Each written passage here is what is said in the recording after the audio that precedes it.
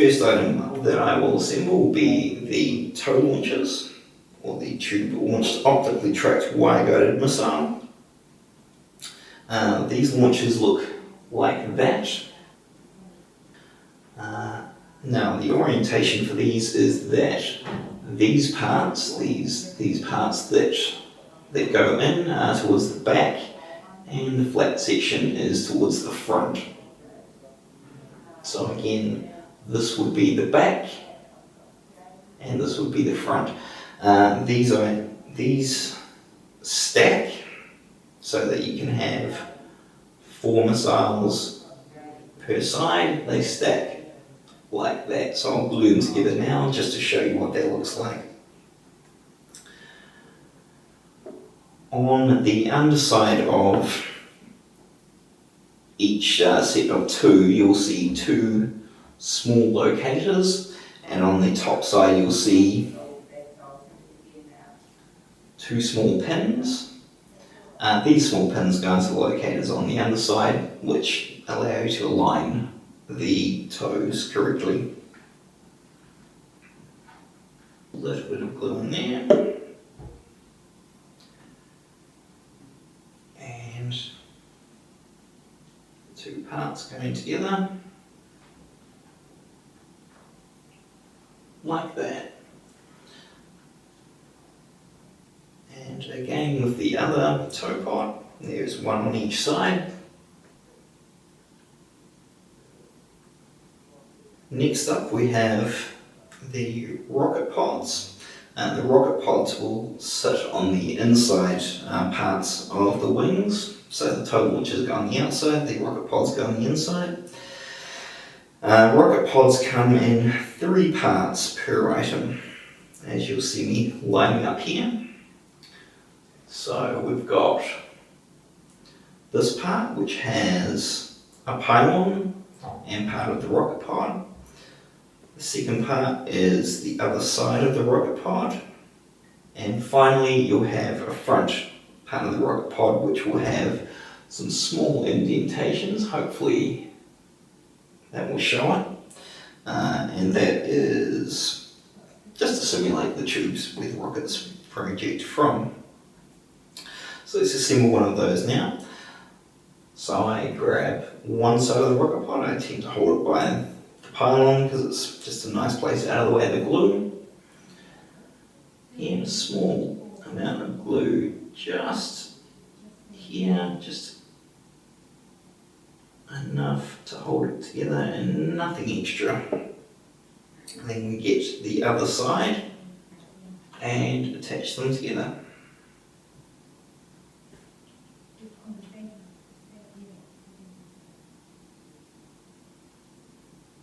As you will see now. And then finally, just on the front you'll see an open area. That open area is keyed to allow you to fit in the front part of the rocket pod. So we'll just put a little bit of glue in there.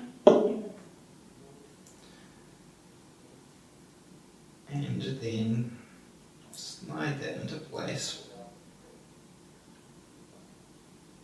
And that is a complete rocket pod. Just put the other one together as well. Same process both sides.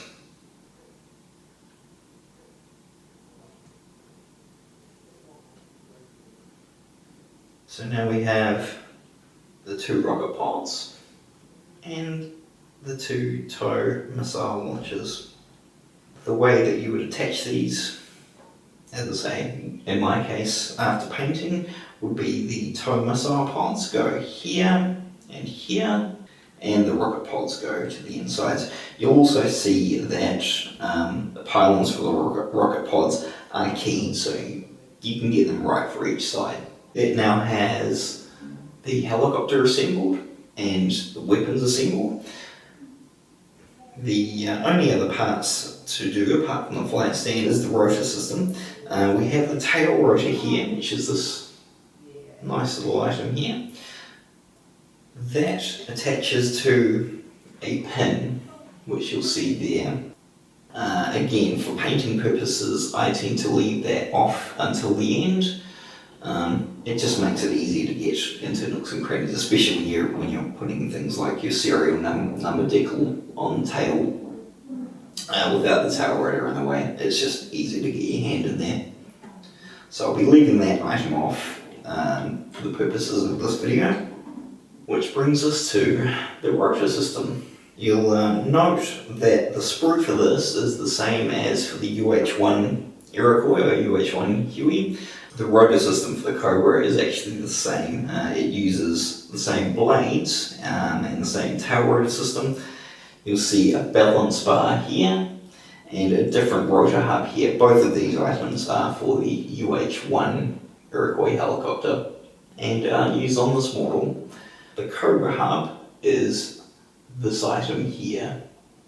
Now, what I find, or the way I find to build the rotors, the best way I find, because what you don't want is rotors that droop down. Rotors that droop down would indicate that the helicopter is sitting on the ground with the engine off.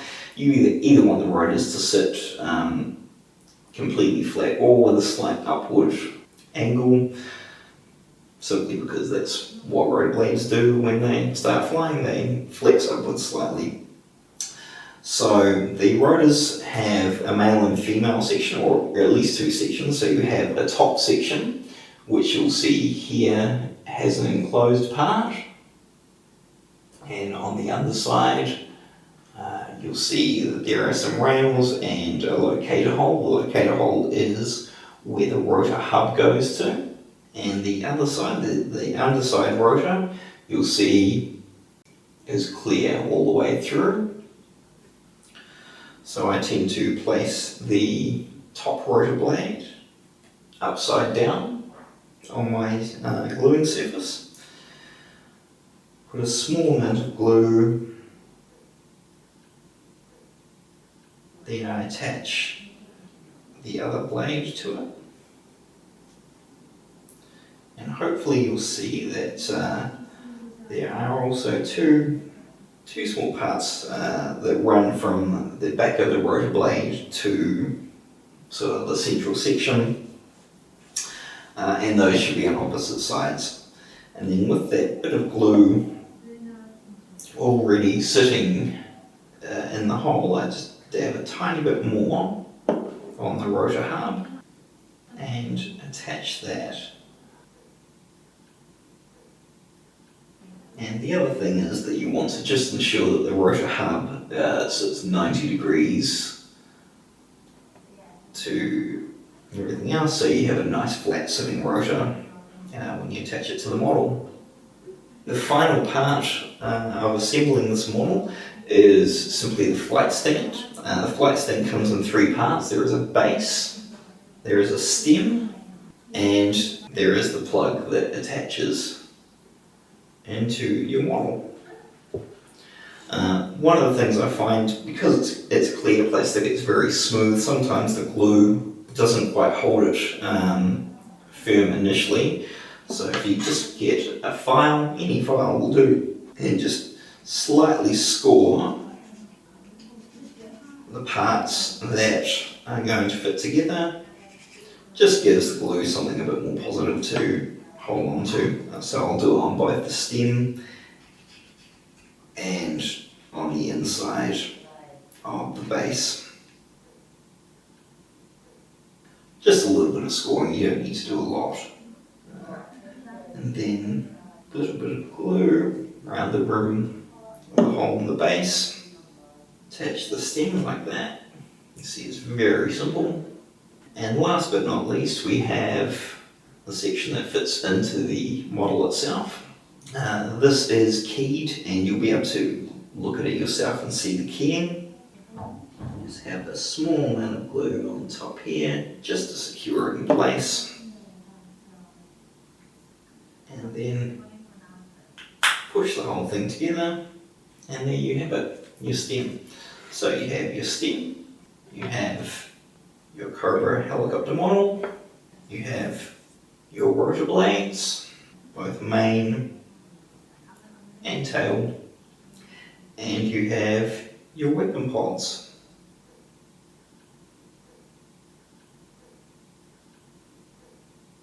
And so what I've done here is put together all of the parts that build the AH-1F, which is the model which is current in service in 1985, so it's perfect for Team Yankee. Now, after you've finished putting your model together, you'll have parts left on the sprue, and you might wonder what these are for.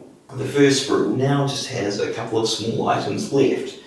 It will have these two circular items, which you will now recognise as being the front for the rocket pods. You also have these items which appear to be a number of tubes held together with some metal. This is an alternate form of rocket pod that was used during the Vietnam War. And the reason this is on here, and I'll just bring the other sprue into shot here as well, is because there are also parts to do the weapon fit out for the AH-1G, the Vietnam era Cobra. This has been done so that you can use the plastic kit for both. There are some external differences between the two aircraft, and those differences are the shape of the canopy. The G Cobra, or the G model Cobra, has a more rounded shaped canopy. It has a sharper nose because it doesn't have the aiming system for the type of missiles, and it has a slightly different shaped exhaust area. It won't have this infrared diffuser, a system designed to confuse infrared or heat-seeking missiles, and it also won't have this extra exhaust part, which is designed to just shoot the exhaust further out and cool it, again to stop heat-seeking missiles. So the G model Cobra has a shorter one of those, doesn't have one of those, and a slightly different shape there. Again, the plastic kit is very nice, and should you wish to use it for both settings, you can, and that's the reason why these weapons are in place. The weapons for the Vietnam version is the turret, which goes in place of the 20mm cannon you would have seen me attaching before. That turret contains both a minigun and a grenade launcher, so that's this part here. Those two parts put together and we'll glue in place of the cannon.